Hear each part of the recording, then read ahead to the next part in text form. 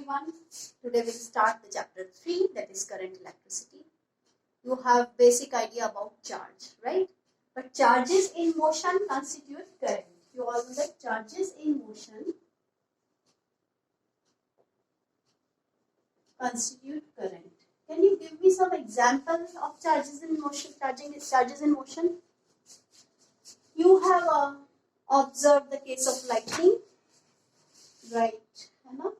And then you have studied the case of batteries, where batteries provide the potential difference for the current to flow. So what is this? Current is the charges in motion. And if we write the formula you have studied in 10th standard, I is rate of flow of charge. What is the SI unit of this current? This is ampere, we have studied, right? What is the unit of charge? We know that it is coulomb. So that is about current. We also have studied the direction of current. That conventionally we have the direction of current in the direction of flow of positive charge. So we talk about conventional direction. It is along positive charge, right? And the second way of representing the direction of current is opposite to the flow of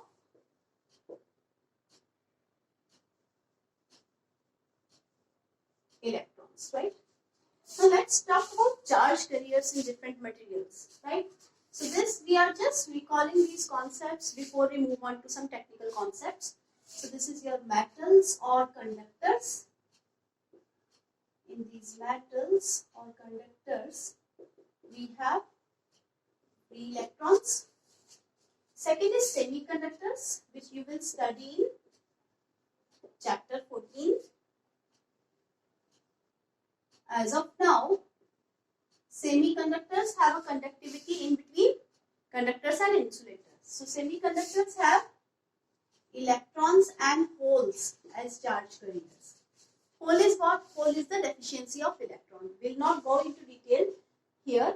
We'll discuss about this in detail in chapter 14. Right? Then we have insulators. We don't have any charge carriers. These are non-conducting. So insulators, no charge carriers.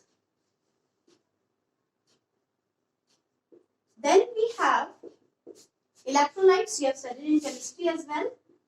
Electrolytes, we have ions as charge carriers, right? And ions, these help in the flow of current because there is some transference of electrons, right, between the electrodes. Then we have gases, which normally do not conduct.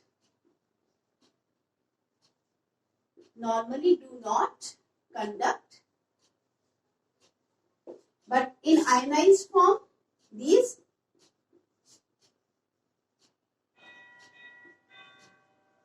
conduct.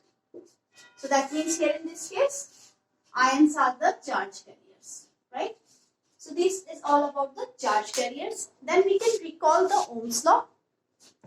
Here simply recalling first, right? So what is Ohm's law? According to Ohm's law, if the physical conditions like temperature, pressure are kept constant, then the current flowing across a conductor is directly proportional to the potential difference across its ends.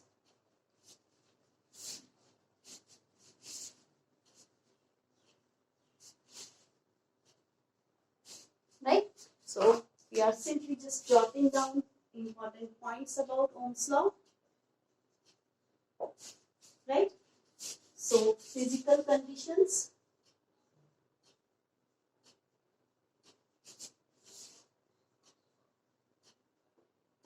like temperature, pressure are constant then the current flowing through a conductor is directly proportional to the potential difference across its ends. Or you can also write like this, you have studied in 10th standard, V is proportional to I, and V, this proportionality removed, it will give us R into I, and R is V upon I. Or here you can say that there is direct proportionality. So if you draw a graph between V and I, it will also be a straight line. If you draw a graph between I and V, it will also be a straight line like this, right? Because here the slope is resistance, but here this is I upon V. This is slope, and this is equal to 1 upon resistance, right? Here this is V upon I. So this is all about your 10th standard case, right?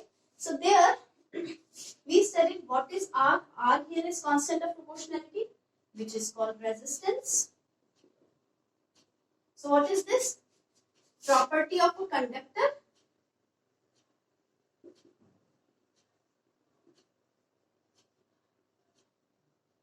To oppose the flow of current through it.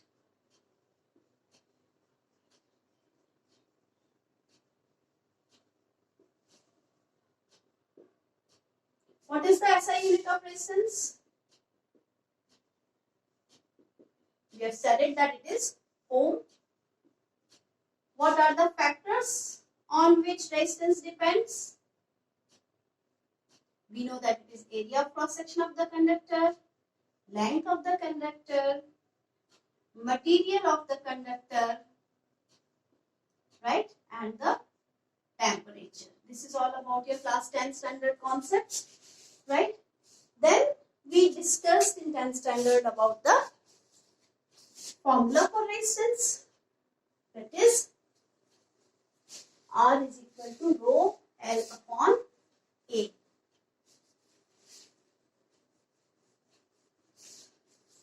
R is equal to rho L upon A.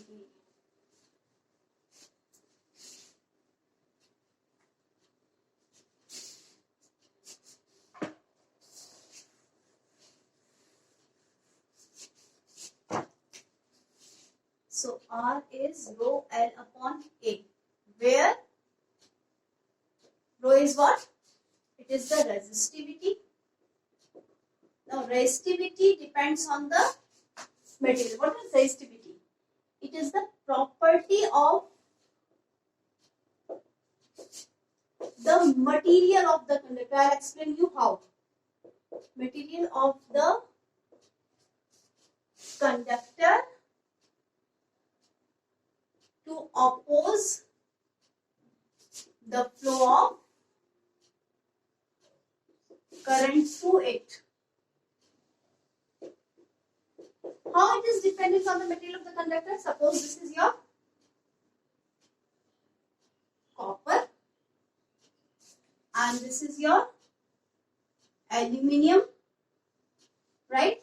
We know here the size of ions will be different, right? And here the size of ions may be different. You can consider these ions as equivalent to stones, right? And current can be considered equivalent to water flow, right? So you can say that size of ions decides the ease of flow of current, right? So more is the size, more will be the blockage, right? So that means it is the material which decides the resistivity. So what is the definition of resistivity? It is the property of the material of the conductor to oppose the flow of current through it. The only difference between the resistivity definition and resistance definition is there we don't use the word material, right? And what are the first step, the unit of resistivity? What will it be? Rho is equal to RA upon L. So this will be ohm meter, right? And if we talk about the factors affecting resistivity, so we have nature of the material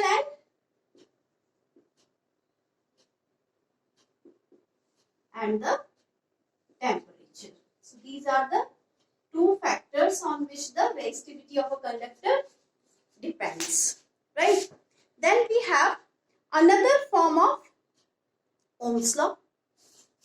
Now, before we discuss that, we need to understand a quantity called as current density. So this was all which you have studied in 10th standard. Now the topics related to 12th standard start, right?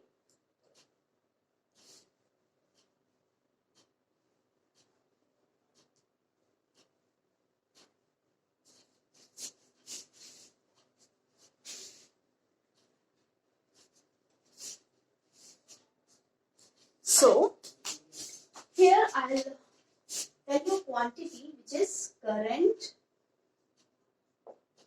density, right? See, whenever we have a conductor in absence of electric field, the electrons, the free electrons drift, or you can say the free electrons collide with the ions, right, constantly, and after each collision the speed remains the same, right? So what happens is that the electrons are colliding with one another, right? So these electrons are colliding like this. Now, in the presence of electric field, right, there will be net motion of these electrons opposite to the electric field. So if we say that it has this position in presence of electric fields, so overall the electrons will move opposite to the electric field. So at any instant of time, if we face an area perpendicular to the flow of electrons, then the current due to these electrons per unit area is called current density, which is denoted by J. Now this is a vector quantity because we know that the electric field is a vector quantity and current is along the direction, along this section. So here we can say that J is in terms of the electric field. We will derive this expression, right? So what is current density? It is the current per unit area placed normal to it, right? Later on, we will study that current density, though it appears by the formula that it depends on area, but it basically does not depend on the area. We will get to learn this later on, right? Now here we have to discuss the microscopic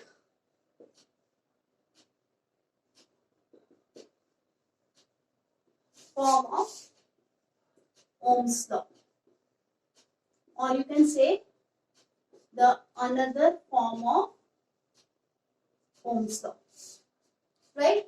So here we can say that V is equal to IR. I can write that V is E into L. We know this formula. I can write that R is rho L upon A. We know this. And we can cancel this. L. Right? Now, I know that E is what? This is current per unit area. So, I can write it like this. And this is resistivity. Now, here we need to mention that reciprocal of resistivity is called conductivity. Right? So, we can place this value here. J is kept here. This is E upon rho. So, this can be written as sigma E. So, from here, I can mention that J vector is equal to sigma E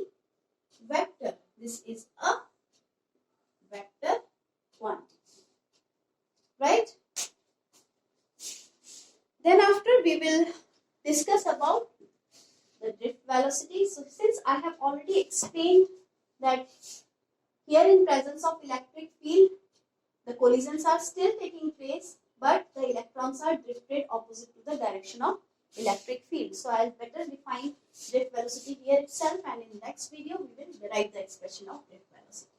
Right? So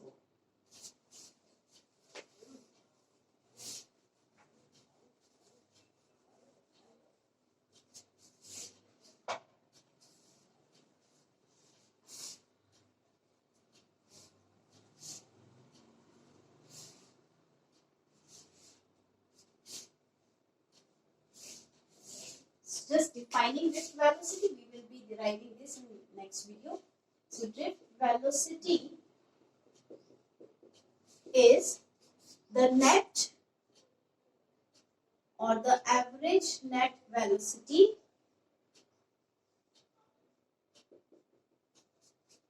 attained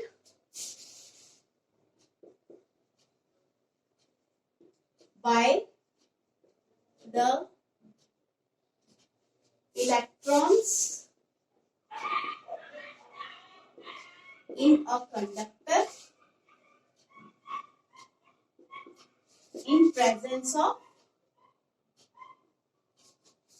electrons in a conductor in presence of electric field in opposite direction.